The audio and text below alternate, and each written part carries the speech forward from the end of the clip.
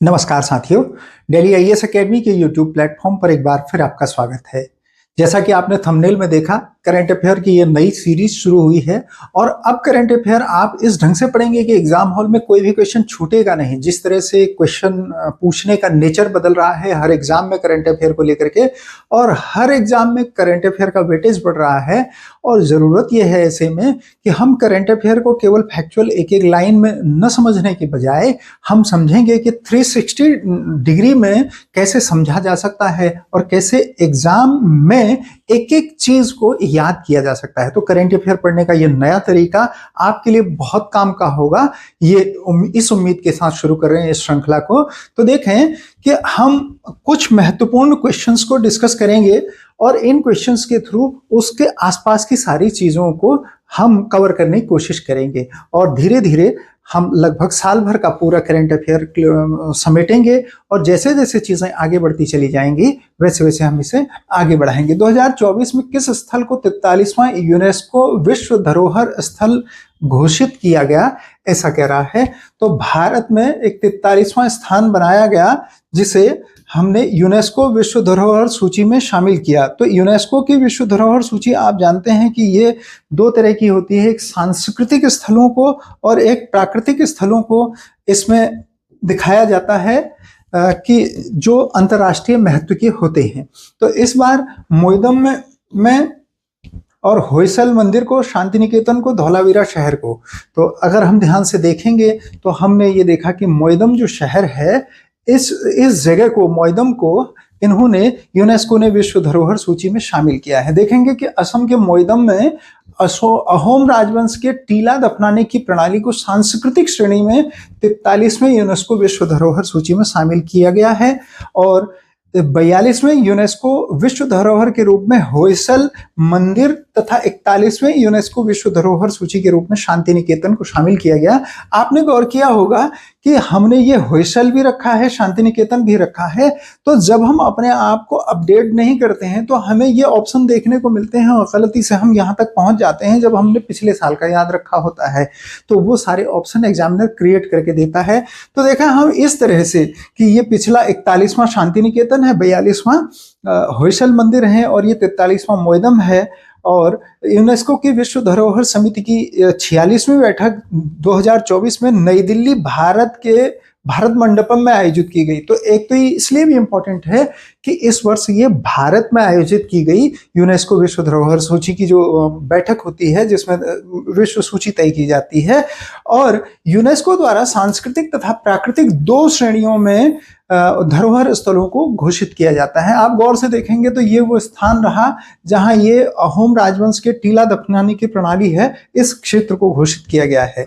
ये देखें सेकंड प्रश्न, रिमपैक अभ्यास जिसमें भारतीय नौसेना ने भाग लिया वह किस देश द्वारा आयोजित किया गया? ब्रिटेन, फ्रांस, यूएसए, रूस।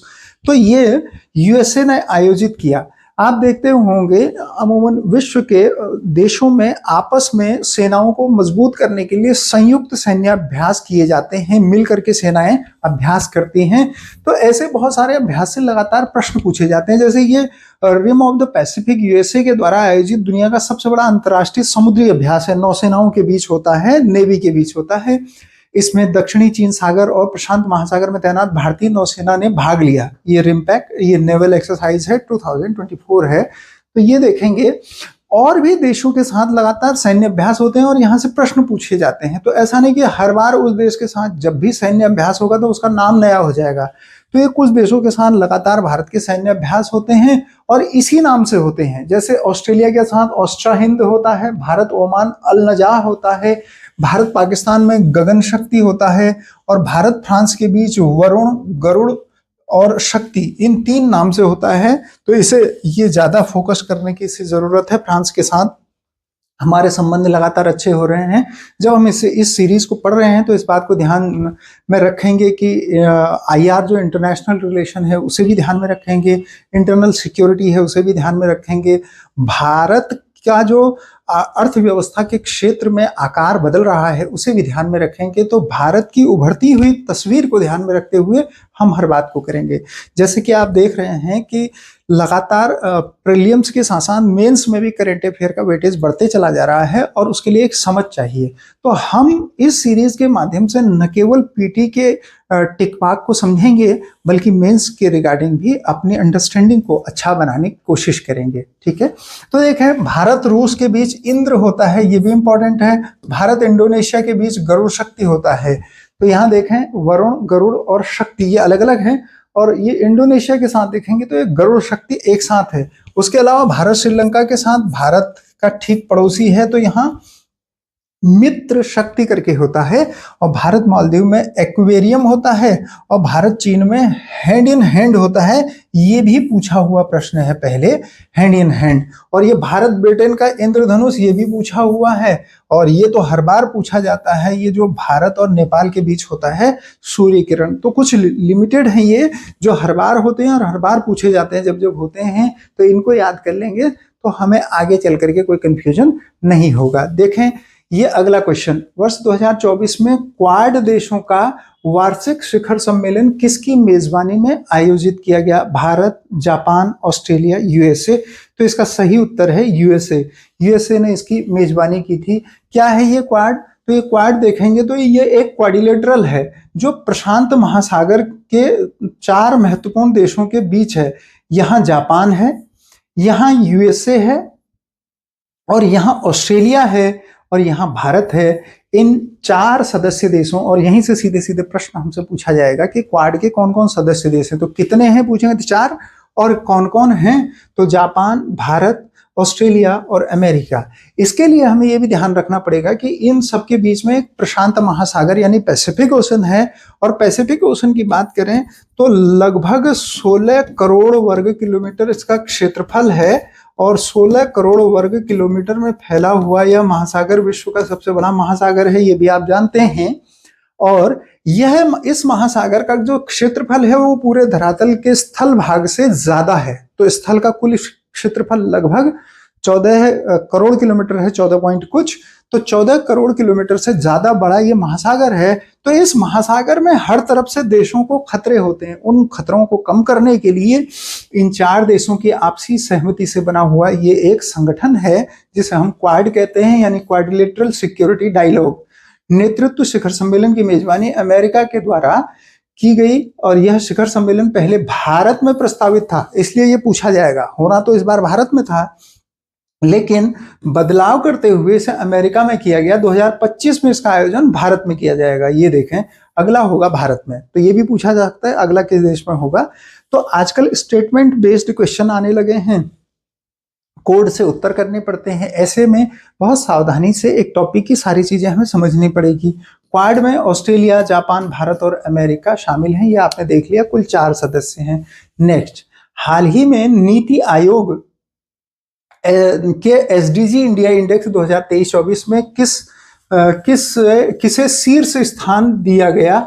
ये है। और किसे शीर्ष स्थान मिला? तो केरल, तमिलनाडु, सिक्किम और उत्तराखंड।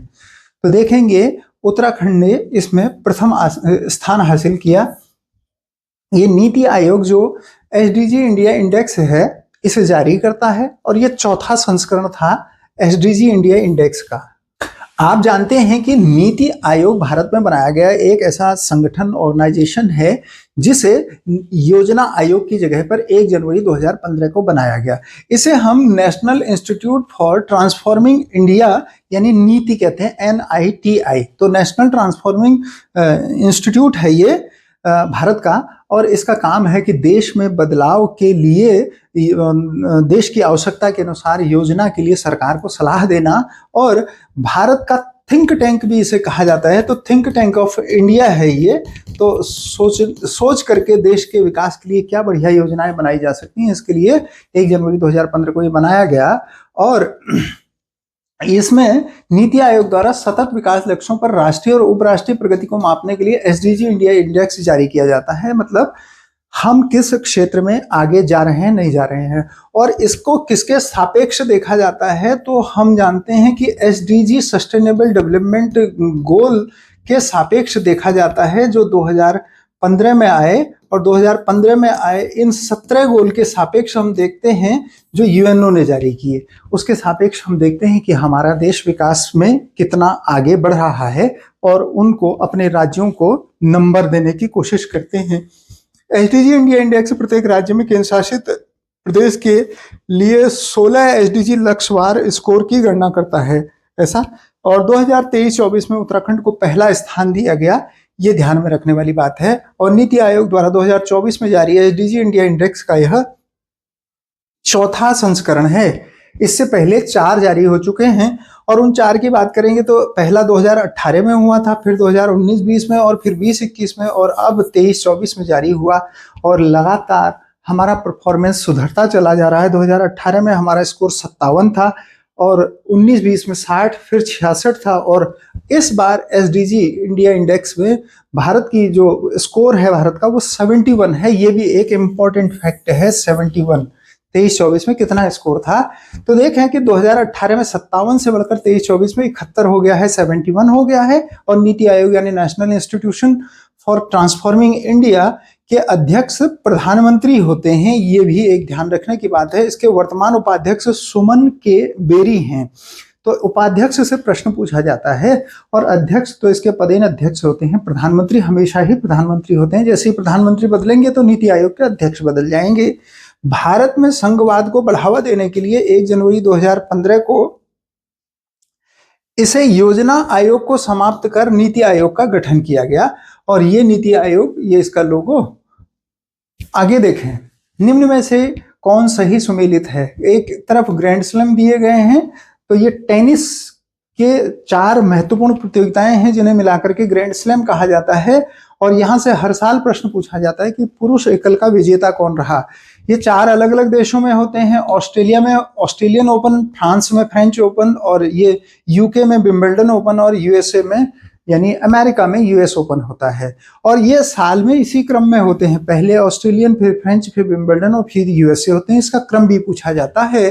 तो ये कह रहा है कि ऑस्ट्रेलियन ओपन किसने जीता, तो आप जानते हैं कि जेनिक सिनर ने जीता था। फ्रेंच ओपन कार्लोस अल्कराज ने जीता था और ये विंबलडन जो है ये कार्लोस अल्कराज ने फिर से जीता था और यूएस ओपन जो है ये जेनिक सिनर ने जीता था। ये 2 ही लोगों ने जीता। इसे याद करने का तरीका जो मैंने आपको बताया कि ये इसी क्रम में होते हैं, ऑस्ट्रेलिया, फ्रांस, यूके और यूएसए। आप देखेंगे तो ये देश मानचित्र में भी कुछ ऐसे ही बने हैं। यहाँ ऑस्ट्रेलिया, ऊपर जाएंगे तो यहाँ फ्रांस, इसके आगे जाएंगे तो यूके बना हुआ है, ये फ्रांस है और यहाँ जाएंगे तो यूएसए है। तो अगर मैप में याद रखेंगे तो आपको ये याद रहेगा। और इसमें पहला और आखिरी जो है वो जेनिक सिनर ने जीता और बीच के दोनों कार्लोस अल्कराज ने जीते। इस तरह से इसे याद कर लेंगे, हर बार ऐसे ही अपडेट करेंगे। फिर भी ये पूछा जाता है कि कौन सा किस कोर्ट पर खेला जाता है। तो आप देखें जो ये ऑस्ट्रेलियन ओपन है ये और प्लस ये जो यूएस ओपन है, दोनों हार्ड कोर्ट में खेले जाते हैं। आपने देखा दोनों ये जेनिक सिनर ने ही जीते हैं। ये जेनिक सिनर ने दोनों हार्ड कोर्ट वाले जीते हैं। उसके बाद एक मिट्टी के कोर्ट पर होता है, घास के कोर्ट पर होता है। जो मिट्टी का कोर्ट है वो फ्रांस वाला है और जो ये घास का कोर्ट है वो विंबलडन वाला है। ये इंपॉर्टेंट बातें हैं और यही इन्होंने जीते हैं, ये हमने देख लिए। ये कोर्ट दिए गए हैं। नेक्स्ट देखें, हाल ही में यूनेस्को की सूची में शामिल भारत का पहला साहित्य शहर कौन सा है। अहमदाबाद, जयपुर, ग्वालियर, कोझिकोड। तो आप जानते हैं कि केरल के कोझिकोड को साहित्य शहर घोषित किया गया।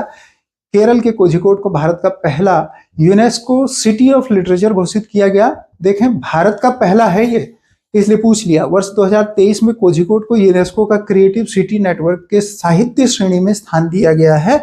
ये कोझिकोड को याद रखेंगे इसे।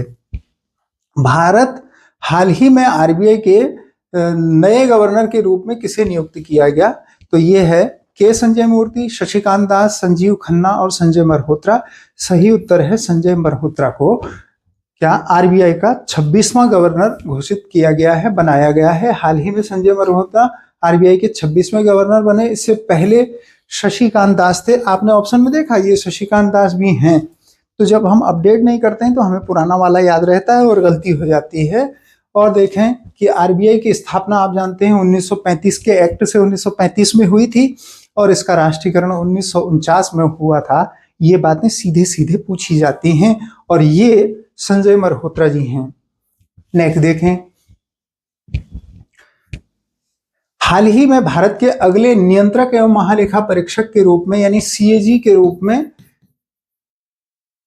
नियुक्त किया गया किसे? राजीव कुमार, ग्रेशन मुर्मू, संजय मूर्ति और संजय मल्होत्रा। तो यहाँ देखें संजय मूर्ति और संजय मल्होत्रा हैं। संजय मल्होत्रा का संबंध आपने अभी देख लिया आरबीआई से है, ये गवर्नर बने हैं, और संजय मूर्ति जो हैं भारत के अगले सीएजी बने हैं। और सीएजी के बारे में आप जानते हैं, हाल ही में अगले नियंत्रक के रूप में संजय मूर्ति को नियुक्त किया गया है। ग्रीशन मुर्मू भारत के नियंत्रक महालेखा परीक्षा यानी सीएजी इससे पहले थे। और भारतीय संविधान में सीएजी का वर्णन अनुच्छेद 148 में किया गया है, और सीएजी अपनी रिपोर्ट राष्ट्रपति को देते हैं। हाँ, ये तो आप पॉलिटी में पढ़ते ही हैं। भारत के प्रथम नियंत्रक एवं महालेखा परीक्षक वी नरहरि राव थे, ये भी प्रश्न पूछ लिया गया है। और ये रहे संजय मूर्ति जी। ये सब आपको इस तरह से 360 डिग्री में पढ़ने का एक नया अभ्यास करना होगा, जिससे कोई भी एक भी प्रश्न स्लिप न हो।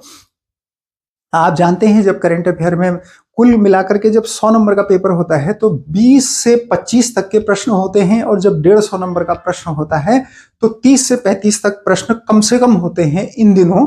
तो इसका ठीक ठाक वेटेज होता है, 20 से लेके 25% तक वेटेज इसका हमेशा रहा है और रहता है। ऐसे में अब जैसे स्टेटमेंट बेस्ड और कोड बेस्ड प्रश्न पूछे जा रहे हैं, हमें इसी तरह से 360 डिग्री में करंट अफेयर पढ़ना होगा। किस हिंदी फिल्म को 70वें फिल्म फेस्टिवल में सर्वश्रेष्ठ हिंदी फिल्म का पुरस्कार दिया गया?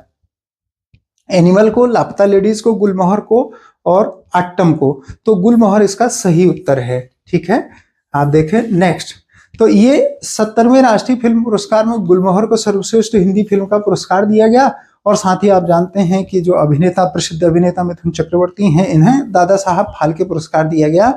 और बेस्ट फीचर फिल्म जो है ये आट्टम को दिया गया, फीचर फिल्म है ये। ठीक है, ये मिथुन चक्रवर्ती जी हैं, जब राष्ट्रपति से पुरस्कार प्राप्त कर रहे थे तब का फोटो। और नेक्स्ट देखें, 1 जुलाई 2024 को केंद्र सरकार ने किस कानून को लागू करने का फैसला लिया? भारतीय दंड न्याय संहिता, इसे BNS कहते हैं, इसी का एब्रिविएशन बना दिया गया है जो हिंदी वाला लिखा हुआ है। और भारतीय साक्ष्य अधिनियम BSA, भारतीय नागरिक सुरक्षा संहिता तो BNSS, ये लिखा गया है उपरोक्त सभी। आप जानते हैं कि 19वीं शताब्दी के इन कानूनों को हमारे यहाँ जो लागू थे उनका नाम बदल करके और उनके कुछ प्रारूप और कुछ नियमों को बदल करके इन तीनों को ही लागू किया गया है हाल ही में। तो इसमें देखें कि 1960 में बनी भारतीय दंड संहिता, ये सीधे सीधे पूछा हुआ है। 1860 में बनी थी ये कौन? भारतीय दंड संहिता। तो ये जो दंड था अब इसको भारतीय न्याय संहिता कहा जा रहा है। इसका मतलब है कि ये अंग्रेजों के जमाने का कानून था हमारे यहाँ, और तब भारतीयों को न्याय देना नहीं, भारतीयों को दंड देना उद्देश्य होता था कानून का। और अब कानून की परिभाषा बदली, असल में ये आजाद होने का मतलब बदला। तो हम अपनी कॉलोनियल मेंटालिटी जो है, वो उपनिवेशवादी जो मानसिकता है, उसे जीतना चाहते हैं। तो हमने अपने कानून में जो शब्द प्रयोग किए गए हैं उन्हें बदलने की कोशिश की।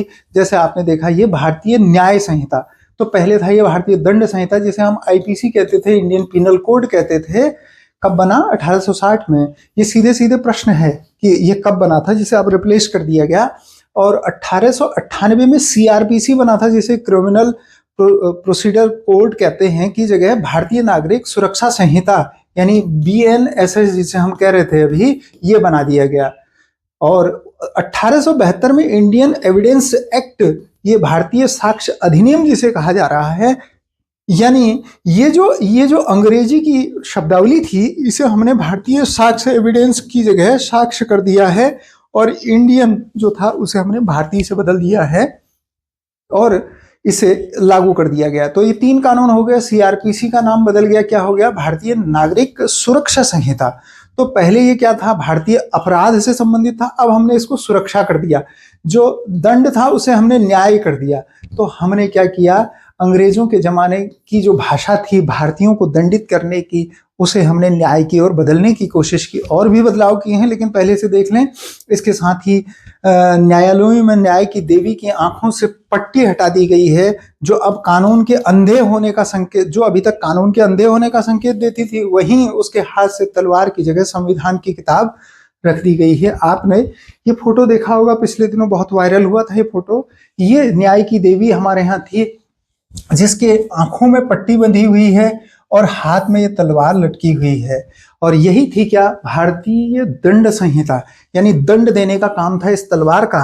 और ये हाथ में तराजू था और आंख में पट्टी थी, चाहे जो हो जाए भारतीयों को सजा देनी ही है, इस मानसिकता के साथ बनाई गई थी। और अब क्या हुआ है, ये तराजू तो ऐसे के ऐसे ही है, लेकिन जहां तलवार थी वहां ये संविधान की किताब है, और जहां ये आंख में पट्टी थी उसे खोल दिया गया है। यानी खुली आंख से तर्क पर विचार करते हुए लोगों को दंड नहीं न्याय दिया जाएगा, इस धारणा के साथ इसे शुरू किया गया है। और कुछ बहुत इंपॉर्टेंट फैक्चुअल बातें हैं जो लॉ के एग्जाम देते हैं उनके लिए भी, जो जनरल एग्जाम देते हैं उनके लिए भी, कि कुछ धाराओं में बदलाव हो गया है। जो आईपीसी की धाराएं थी, जैसे जनरली हम अपने यहाँ प्रयोग करते थे जब कभी दंगा फसाद हो जाता है, तो आपने सुना होगा कि धारा 144 लागू कर दी गई है। तो अब वो धारा बदल गई है, किसमें, भारतीय न्याय संहिता में, बीएनएस में। तो बीएनएस में वो क्या हो गई है, देखें, जो 124 थी वो 152 हो गई है, और जो 144 थी वो 189 हो गई है, 189 हो गई है। तो ये बड़ा इंपॉर्टेंट है। ये गैर कानूनी सभा करने पर जो रोक लगाता है, मतलब 4 से ज्यादा लोग इकट्ठा नहीं हो सकते, वहां 144 लगता था। तो अब क्या हो गया है, वहां पर बीएनएस की धारा 189 लगेगी। तो अक्सर अब आप सुना करेंगे कि वहां पर 189 लगा दी गई है बीएनएस की धारा, तो उसका मतलब वही होगा जो 144 हुआ करती थी। ऐसे ही जो देशद्रोह में लगती थी 124, वो अब 152 हो गई है। हत्या पर 302 लगती थी, वो 101 हो गई है। और हत्या का प्रयास करने पर 307 लगती थी, वो 109 हो गई है। और दुष्कर्म पर 376 की जगह अब 63 हो गई है। मानहानि पर 399 की जगह अब 356 हो गई है। और ठगी में 420 की जगह, जो आपने अक्सर सुना होगा वो शब्द के, हम किसी को कहते हैं वो तो 420 है, तो 420 इसी धारा के नाम पर कहते थे हम। क्या, आईपीसी की धारा 420 थी, जो क्या करता था, किसी का ठगी करता था। तो उस 420 की जगह अब 316 हो गया है। एक बार इसे लिख के रिवाइज कर लेंगे तो हमें बहुत सारी चीजें याद रहेंगी। हम आगे बढ़ते हैं। देखें, राष्ट्रपति भवन के प्रतिष्ठित दरबार हॉल का नाम बदलकर क्या रख दिया गया है, संविधान भवन, अशोक मंडप, गणतंत्र मंडप, शिवाजी मंडप। तो ये अशोक मंडप और गणतंत्र मंडप दोनों ही चर्चा में रहे, लेकिन उस हॉल का नाम जिसे हम दरबार हॉल कहते थे, मतलब वो सारे प्रोग्राम आप जो देखते हैं अक्सर राष्ट्रपति भवन में होते हैं, जहां बहुत सारे लोगों को पुरस्कार दिया जाता है, विदेशी प्रतिष्ठित मेहमान जहां जाते हैं, बड़े सेमिनार सेलिब्रेशन होते हैं, तो राष्ट्रपति भवन का वही दरबार हॉल है। तो दरबार तो तब होते थे जब राजा होता था, राजा के यहाँ दरबार होता था।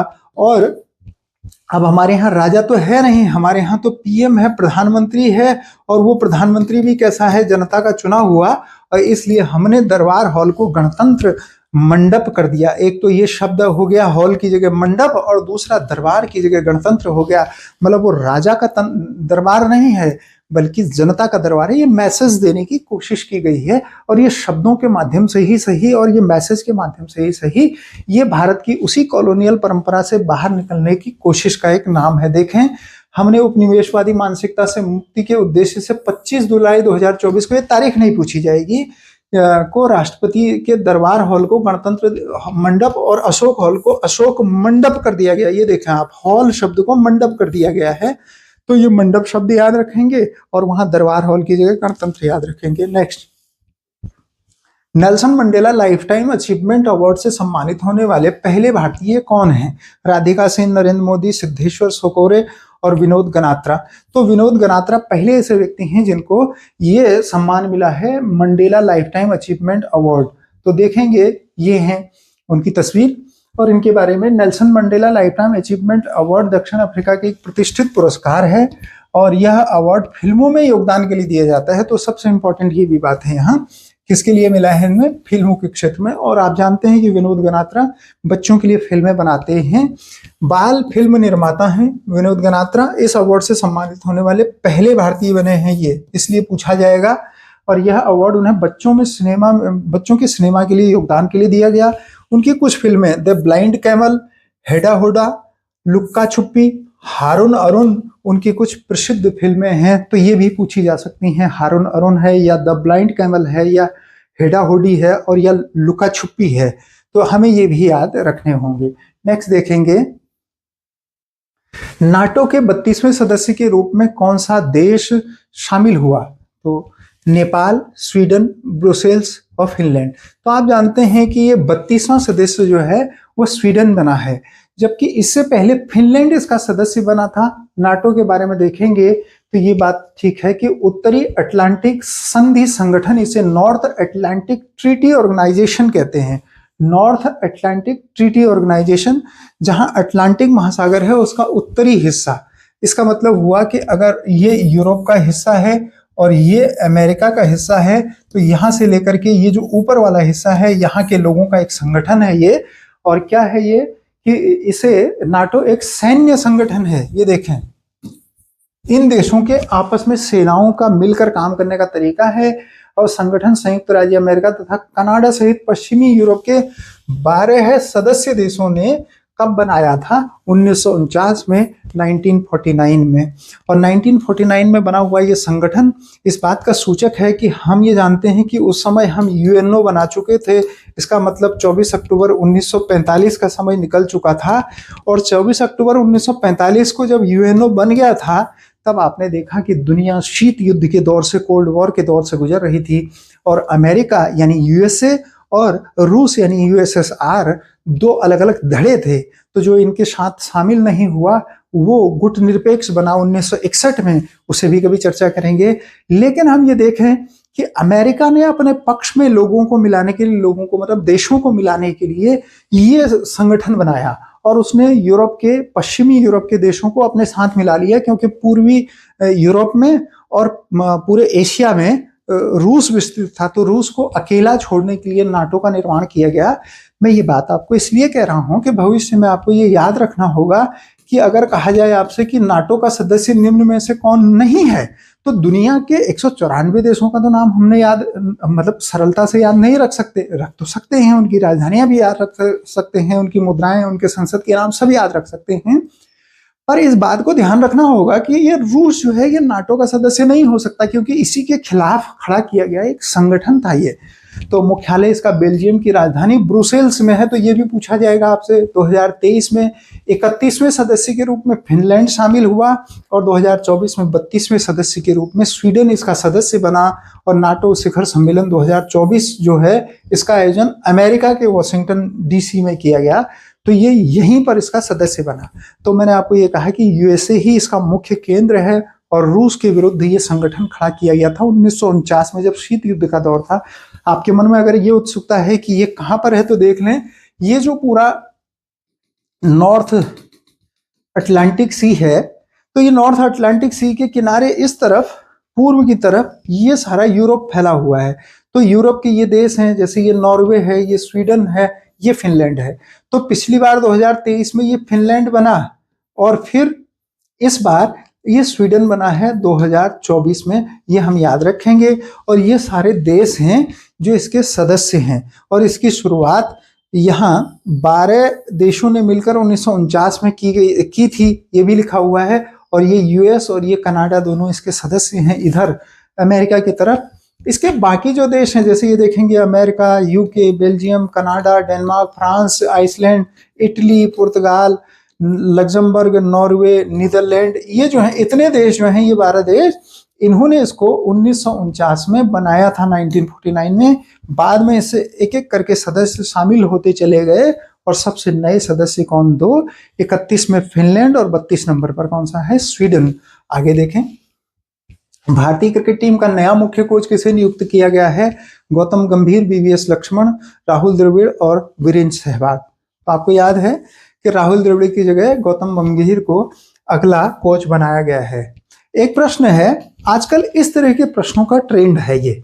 अगर आप इन्हें गौर से पढ़ेंगे, समझेंगे, एक एक चीज बारीकी से 360 डिग्री में पढ़ेंगे, इसीलिए हमने सीरीज का नाम 360 डिग्री रखा है, तो हमें प्रश्नों के उत्तर निकालना आसान हो जाएगा और मेंस के लिए समझ बनाना भी आसान हो जाएगा। हालांकि ये तो फैक्चुअल हैं जो केवल प्री के बेस्ड हैं, ये वाला क्वेश्चन स्पेशली। लेकिन इसका जो कॉन्सेप्ट है ये स्टैच्यू ऑफ सोशल जस्टिस से पूछा है, तो इसके बारे में पूछा जाएगा। ये देखें, डॉक्टर बी.आर. अम्बेडकर की दुनिया की सबसे ऊंची कांस्य प्रतिमा के संबंध में कौन सा कथन सत्य है या है? कूट से सही उत्तर का चयन कीजिए। 206 फीट कुल ऊंचाई के साथ यह भारत की सबसे ऊंची प्रतिमा है। एक तो ये बताना है, इसकी ऊंचाई पूछी है। आंध्र प्रदेश के विजयवाड़ा में अंबेडकर स्मृति वन में इसका निर्माण किया गया है। अगला दिया है कि मध्य प्रदेश के महू में अंबेडकर स्मृति वन में इसका निर्माण किया गया है। 2 जगह दिया है, विजयवाड़ा के स्मृति वन में और महू के, जहां ये अंबेडकर का जन्म स्थान है महू, वहां।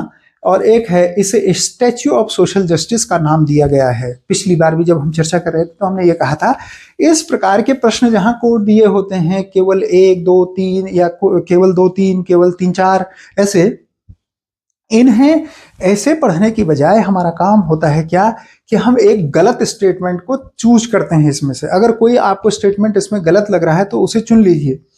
ये तो तय है कि या तो ये गलत होगा, दूसरा या तीसरा गलत होगा। कौन सा गलत होगा अगर पता है तो ठीक, नहीं है तो फिर ये दोनों तो ठीक है। पहला ठीक है, इसका 206 फीट की ऊंचाई है, स्टैच्यू ऑफ सोशल जस्टिस इसे कहा जाता है। तो 1 और 4 तो जहां जहां हैं वो सही हो सकते हैं। तो 1 और 4 यहां भी दिए गए हैं 3 के साथ, 1 और 4 यहां भी दिए गए हैं 2 के साथ। तो या तो 2 सही है या 3 सही है। तो हमारा ध्यान अक्सर महू देखते ही ये मन करता है कि उनके जन्म स्थान में इसे बनाया गया होगा, जबकि ऐसा नहीं है। इसे विजयवाड़ा में बनाया गया है। इसका मतलब है कि कथन 3 गलत है ये वाला, और कथन 2 सही है। तो 1, 2 और 4 सही हैं, और ये सी में दिया गया है। ये देखें, ये वो स्थान है, इस तरह से इसे बनाया गया है। ये कांस्य प्रतिमा है, और कहाँ है? ये विजयवाड़ा के स्वराज मैदान में डॉक्टर बी.आर. अम्बेडकर की दुनिया की सबसे ऊंची कांस्य प्रतिमा बनाई गई है। दुनिया की सबसे ऊंची प्रतिमा statue of unity Sardar Patel की है, ये भी आप जानते हैं। इसके बारे में तो आपको पता ही है कि ये गुजरात के नर्मदा जिले में है, और सरदार सरोवर बांध के पास बेट टापू में है। कौन? ये जो वल्लभ भाई पटेल की है, और इसकी ऊंचाई 790 फीट या 182 मीटर है। तो 790 की तुलना में ये कितनी है? 206 है। ये 206 फीट। नेक्स्ट देखें, निम्न कथनों पर विचार करें। अब ये पुरस्कार से संबंधित है। हमने इसको 360 डिग्री में, मतलब अलग अलग चीजों को कवर करने की कोशिश की है, जो एग्जाम में बिल्कुल पूछे ही जाएंगे। यदि रिसेंट कोई एग्जाम आपका लगा है तो इनसे इंपॉर्टेंट कोई क्वेश्चन हो ही नहीं सकते। जैसे 58वां ज्ञानपीठ पुरस्कार केवल उर्दू कवि गुलजार को दिए जाने की घोषणा की गई है, और जीएस कुरूप पहले ज्ञानपीठ पुरस्कार के विजेता थे। अब पूछा है केवल 1, केवल 2, 1 और 2 दोनों, ना तो 1 न 2। पहले कथन में केवल लिख दिया गया और ये डाउटफुल हो गया। तो उर्दू कवि गुलजार को तो मिला है, लेकिन केवल इन्हें नहीं मिला, इसलिए कथन 1 गलत हो जाएगा और कथन 2 सही है। जी शंकर कुरूप को मिला था। 1961 में ज्ञानपीठ पुरस्कारों की घोषणा भारत में की गई थी, और पहली बार 1965 में ज्ञानपीठ पुरस्कार देने की परंपरा शुरू हुई थी, और जी शंकर कुरूप को यह दिया गया था, मलयालम कवि। इस साल 2023 के लिए उर्दू कवि गुलजार और संस्कृत के विद्वान राम भद्राचार्य को ज्ञानपीठ पुरस्कार देने या सम्मानित करने का फैसला लिया गया। इससे पूर्व 2022 में दामोदर मोजो को, ये ऑप्शन संयोग से वहां नहीं है, अगर होता तो कंफ्यूज करता, को दिया गया। भारतीय साहित्य में उत्कृष्ट योगदान देने वाले लेखकों को ज्ञानपीठ पुरस्कार से सम्मानित किया जाता है। यह पुरस्कार संविधान की 8वीं अनुसूची में वर्णित 22 भाषाओं में लिखने वाले भारतीय नागरिकों को दिया जाता है। तो इस तरह से देखने का समय आ गया है कि हम करंट अफेयर को इतने तरीके से देखें। और क्या है, देखें, 1961 में ये शुरू किया गया, और 1965 में पहली बार जी शंकर कुरूप को दिया गया। ये गुलजार और ये राम भद्राचार्य, और ये ज्ञानपीठ पुरस्कार में जो प्रतिमा दी जाती है ये वो है। अब देखें नेक्स्ट, हाल ही में नामीबिया देश की पहली महिला राष्ट्रपति कौन बनी? नेटुम्बो नंदी नदेत्वा, होली बलुआर्ते, दीना सिनावात्रा, इनमें से कोई नहीं। तो ये 4 ऑप्शन आपके सामने रहे, और ये नामीबिया देश अफ्रीका महाद्वीप का एक देश है, जैसा कि आप जानते हैं। तो नटुम्बे नंदी नदेत्वा को वहां का पहला महिला राष्ट्रपति चुना गया है। ऐसे आप याद कर सकते हैं, देखिए न न न न और यहाँ से नामीबिया, तो नेटुम्बो, नंदी, नदेत्वा, नामीबिया, ऐसे याद कर लेंगे तो आपको बहुत आसानी से याद हो जाएगा। हालांकि आप एक बार इनका चेहरा भी देख लें, ये रही नेटुम्बो, नंदी, नदेत्वा। ये नामीबिया के इतिहास में पहली महिला राष्ट्रपति हैं और इससे पहले ये वहां की उपराष्ट्रपति थी नामीबिया देश की। देखें अगला सवाल, ये रहा, स्टेनलेस स्टील क्षेत्र में भारत के पहले ग्रीन हाइड्रोजन प्लांट का निर्माण कहाँ किया गया है? तो एक इंडस्ट्री है जो स्टेनलेस स्टील बनाती है, मतलब वो वाला स्टील, वो वाला लोहा जिसमें जंग नहीं लगता। ग्वालियर मध्य प्रदेश में, हिसार हरियाणा में, पुणे महाराष्ट्र में, कटक उड़ीसा में। तो ऐसी एक स्टेनलेस स्टील बनाने वाली इंडस्ट्री जहां अब ग्रीन हाइड्रोजन से एनर्जी सप्लाई की जाएगी, वो इंडस्ट्री है हिसार हरियाणा में। आप जानें कि ये जो ग्रीन हाइड्रोजन है ये एटमॉस्फेयर के हाइड्रोजन से इस तरह से भिन्न है कि हम इसे कलेक्ट करके एनर्जी प्रोडक्शन के लिए यूज करते हैं। 2021 में 15 अगस्त के दिन प्रधानमंत्री नरेंद्र मोदी ने इसका शुभारंभ किया था। इसे हम ग्रीन हाइड्रोजन मिशन कहते हैं। तो ये एक मिशन शुरू किया गया है, 2021 में शुरू हुआ। तो यही है नया तरीका पढ़ने का कि एक एक चीज को हम क्लियर करते हुए चलेंगे। और 2030 तक प्रतिवर्ष 50 लाख टन हाइड्रोजन के उत्पादन का लक्ष्य रखा गया है। ये इसका लोगो बनाया गया है और केंद्रीय मंत्रिमंडल ने इसे मंजूरी दे दी है। तो पारंपरिक स्टील उत्पादन में कोयले पर बहुत ज्यादा निर्भरता होती है, जिससे ग्रीन हाउस गैसेस का उत्पादन होता है। आप जानते हैं कि जब भी कोयले से एनर्जी प्रोडक्शन होता है तो उसमें ग्रीन हाउस गैस यानी कार्बन निकलता है।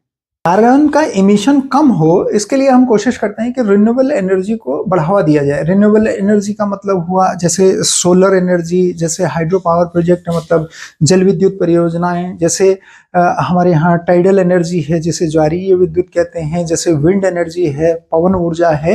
तो इस तरह से इन स्रोतों से हम विद्युत उत्पादन को बढ़ावा दे रहे हैं ताकि कार्बन के उत्सर्जन को कम किया जा सके। ऑयल इंडिया लिमिटेड OIL ने असम में अपने जोरहाट पंप पर भारत का पहला शुद्ध ग्रीन हाइड्रोजन पायलट प्लांट की शुरुआत की है। तो आपसे पूछेगा कि भारत का पहला ग्रीन हाइड्रोजन प्लांट कहाँ लगाया गया, तो हम कहेंगे जोरहाट में। और जोरहाट कहाँ है? असम में। किस कंपनी ने लगाया? ऑयल इंडिया लिमिटेड ने लगाया। और इसके साथ ही भारत में हरित हाइड्रोजन अर्थव्यवस्था की दिशा में ये पहला कदम है। राष्ट्रीय हरित हाइड्रोजन मिशन की नोडल एजेंसी जो है नवीन एवं नवीकरणीय ऊर्जा मंत्रालय है, रिन्यूएबल एनर्जी मिनिस्ट्री है। और राष्ट्रीय हरित हाइड्रोजन मिशन, जिसे हम नेशनल ग्रीन हाइड्रोजन मिशन कहते हैं, के तहत 2030 तक के लिए 5 मिलियन टन कहें या 50 लाख टन कहें तो एक ही बात है। तो 50 लाख टन भी कह सकते हैं, 5 मिलियन टन भी कह सकते हैं, प्रतिवर्ष उत्पादन का लक्ष्य रखा गया है। यानी एक वर्ष में हम 5 मिलियन टन ग्रीन हाइड्रोजन पैदा करेंगे, जिससे हमारी ऊर्जा आवश्यकताओं की पूर्ति होगी। देखें अगला प्रश्न, ये है 71वें मिस वर्ल्ड समारोह 2024 के संदर्भ में निम्नलिखित कथनों पर विचार कीजिए। आपने देखा आजकल ये कथनों वाले प्रश्न आ रहे हैं। तो चेक गणराज्य की क्रिस्टीना प्लिसकोवा 71वें मिस वर्ल्ड की विजेता रही और 71वां मिस वर्ल्ड समारोह 2024 में मुंबई में आयोजित किया गया। और आपको शायद जानकारी है कि ये मुंबई में आयोजित होने की वजह से इस बार ज्यादा चर्चा में रहा, तो ये सही है। और क्रिस्टीना प्लिसकोवा ने ये जीता, ये भी सही है। और ये चेक गणराज्य की हैं, तो ये दोनों बातें सही हैं। देखिए, जब हम प्रीलिम्स के लिए पढ़ते हैं तो हमें ये बात याद रखनी पड़ती है। कई बार एग्जामिनर यहाँ देश का नाम बदल देता है, कई बार ये विजेता का नाम बदल देता है। तो देश का नाम भी याद रखना पड़ेगा, कहाँ आयोजित किया गया ये भी याद रखना पड़ेगा। इस तरह से हम देखें कि इस प्रश्न में दोनों कथन सही हैं, 1 और 2 दोनों सही हैं। अगर आप देखें कि ये हैं क्रिस्टीना प्लिसकोवा, तो इन्होंने ये 71वां जो खिताब जीता है, मुंबई में जो आयोजित की गई प्रतियोगिता वो जीता है। लेकिन भारत ने भी इससे पहले 6 बार मिस वर्ल्ड की प्रतियोगिता और 3 बार मिस यूनिवर्स की प्रतियोगिता जीती है। 6 बार मिस वर्ल्ड और 3 बार मिस यूनिवर्स। तो पहला मिस वर्ल्ड का खिताब भारत में 1966 में आया था, जिसे रीता फारिया ने जीता था। उसके बाद 1994 में ऐश्वर्या राय ने, फिर डायना हेडन ने 1997 में, फिर युक्ता मुखी ने 1999 में, प्रियंका चोपड़ा ने 2000 में, मानुषी छिल्लर ने 2017 में। 2017 के बाद मिस वर्ल्ड भारत से कोई नहीं बना है। अगर आप मिस यूनिवर्स की बात करें तो पहली मिस यूनिवर्स भारत की सुष्मिता सेन है। जैसे रीता फारिया पहली मिस वर्ल्ड है 1966 में, तो सुष्मिता सेन पहली मिस यूनिवर्स है 1994 में। लारा दत्ता सन 2000 में और हरनाज संधू 2021 में मिस यूनिवर्स बनी। तो ये हैं तीनों, एक सुष्मिता सेन, एक लारा दत्ता, एक हरनाज संधू। पहला 1994, फिर 2000 और फिर 2021 में। और ये 6 वो लोग हैं जिन्होंने मिस वर्ल्ड का खिताब जीता है, जिसमें ऐश्वर्या राय, डायना हेडन से लेकर रीता फारिया और युक्ता मुखी, प्रियंका चोपड़ा और मानुषी छिल्लर शामिल हैं। अगर आप चाहते हैं कि ये पूरी पीडीएफ आपको मिल जाए तो इसके लिए आप नीचे डिस्क्रिप्शन बॉक्स से हमारा ऐप डाउनलोड कर लें, वहां फ्री कंटेंट में आपको ये पूरा पीडीएफ मिल जाएगा। नेक्स्ट और आखिरी क्वेश्चन देखें। हाल ही में ऑस्कर 2025 के लिए भारत की ओर से आधिकारिक प्रविष्टि के रूप में किसे चुना गया? किस फिल्म को ऑस्कर के लिए नामित किया गया भारत से 2025 के लिए? लापता लेडीज, एनिमल, आटम, स्त्री 2। तो आप जानते हैं पिछले दिनों किरण राव की जो फिल्म है लापता लेडीज, उसे ऑस्कर 2025 के लिए नामित किया गया। ये फिल्म किरण राव ने बनाई है, ये कॉमेडी ड्रामा है। ऑस्कर 2025 के लिए सर्वश्रेष्ठ विदेशी फिल्म श्रेणी में इसे आधिकारिक प्रविष्टि दी गई है। तो ये थे आज के महत्वपूर्ण 20 MCQ जिसके हमने 360 डिग्री में जानने की कोशिश की। तो ये 360 डिग्री में करंट अफेयर पढ़ने का, समझने का हमारा प्रयास आपको कैसा लगा, कमेंट बॉक्स में हमें जरूर बताएं। और हम मिलते हैं आपको अगली बहुत महत्वपूर्ण करंट अफेयर की इसी सीरीज में, जिसमें हम पड़ताल करेंगे करंट अफेयर की हर टॉपिक की 360 डिग्री में। थैंक यू सो मच आज के लिए, अगली बार मिलते हैं।